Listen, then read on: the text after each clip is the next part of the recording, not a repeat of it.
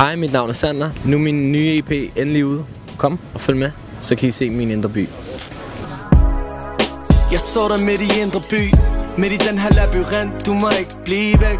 Jamen, den handler lidt om mit liv, og sådan livet her i Indre By, og sådan de her omgivelser, og der er sådan nogle lette sange, der ikke handler om så meget, lidt ligesom sådan bylivet også har den side af sig.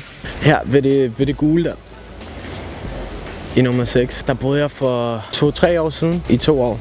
Jeg boede i Blågårdsgade før det, og så flyttede jeg herind og boede sammen med 5-6 af mine venner. Det var kaos. Jeg har boet 2 steder på Frederiksberg, 2 steder på Christianshavn, 2 steder i Hellerup, og så har jeg boet i Rom, og så har jeg boet her i Indre By, og 2 steder på Nørrebro også, frem og tilbage. For det første så ligger alle klubberne herinde jo, alle natklubberne. Det er jo tit sådan mødestedet for alle. Altså heldigvis, jeg bor sammen med en masse af mine venner, så vi ses alligevel, og folk kommer vadende ind og ud af mit hjem. Men ellers så er det jo herinde, man mødes og ses. Det har været et delt stykke tid undervejs. 4 år. 4 år. Hvordan kan det være, der er gået 4 år? Jeg ved ikke, altså det føles som om jeg bare blinkede. Og så sidder jeg her. Der er mange grunde til det. Nogle personlige årsager også, men også rigtig meget kontraktfnider og sådan noget.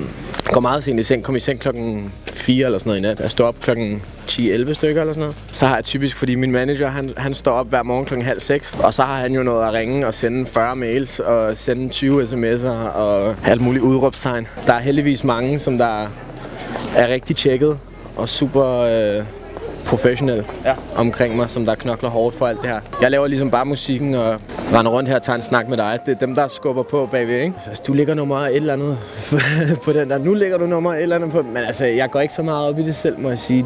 Og jeg synes godt, det kan godt blive lidt sådan et sådan konkurrenceræs, synes jeg, de der ting. Men det er jo et godt tegn på, at der er en masse derude, der lytter til det. Nogen, der har været så det er jeg selvfølgelig glad for. Men det er ikke, fordi jeg sidder derhjemme og sådan der. Indre By for mig er jo heller ikke bare Indre By. Det er jo ligesom, det er også min Indre By, eller hvad man kan sige, den der uro og konstant, som vi snakkede om, at man hele tiden er i gang. Man hele tiden skimter hen mod næste hjørne, uden helt at vide, hvad det er, der kommer og sådan noget. Og så hvis man ligesom har den indgangsvinkel til livet, så tror jeg ikke, at man kan undgå en gang imellem at komme til at sove nogen.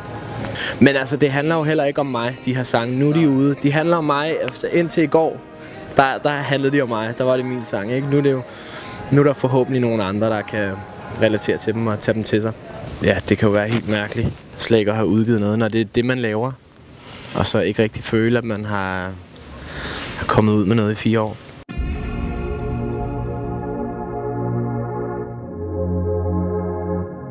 Det er Metro Express, der betaler jo, så skal vi bare flå ned for hylderne. Dag, kan jeg bære med en kyllingeskud også? Ja.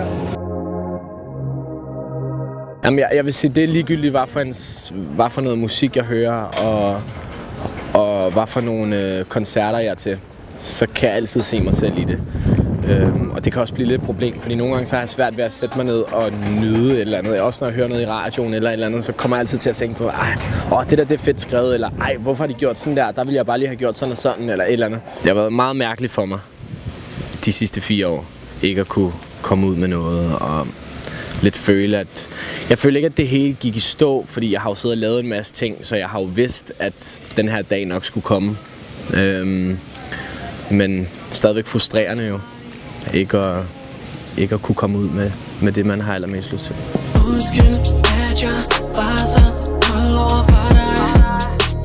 Det var en pige for nogle år siden, som der sådan kom til alle koncerterne, og altid kom 2-3 timer før og stod ude foran, helt oppe i Aalborg eller i Aarhus og sådan alle steder. Og så kom hun altid med nogle breve til mig, som hun selv havde skrevet. Og det var tit sådan noget med, at hun havde det skidt, og hun havde det dårligt, og at alting var noget lort, ikke? Så jeg kan huske, at jeg var meget forvirret omkring, hvad jeg skulle gøre eller sige.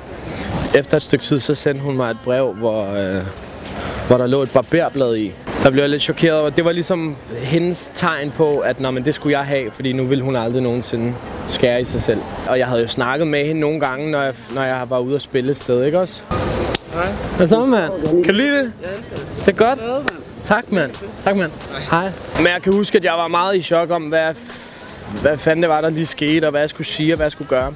Men hun skrev meget om, at når hun ligesom lyttede til mine sange, så på en eller anden måde blev det hele bedre. Og hun føler jo også bare, at når hun har hørt en masse af min musik, så ikke bare føler hun, at hun kender mig, men hun kender mig jo rent faktisk. Altså hvis man hører mange af mine sange, de er jo ligesom så personlige. Jeg har jo ikke noget som sådan filter i min musik. Eller at jeg viser en lille bitte side af mig selv, og så, du ved, eller solbriller på og gemmer mig langt væk og sådan noget. Jeg fortæller jo meget om, hvem jeg er og hvad jeg går og tænker på, sådan helt ærligt, ikke? Så hvis man hører mange af mine sange og ligesom har dem inde på livet, så kender man mig jo. Ja. Og så kender man mig rent faktisk meget bedre end mange af mine bekendte i virkeligheden. Ja, så der kommer til at ske en masse ting her i løbet af efteråret, og især når vi kommer op på den anden side af nytår, ikke? Det her er jo ikke bare til fansene, føler jeg.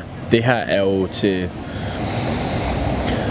alle, der forhåbentlig godt kan lide god musik. Så det føles godt at være tilbage.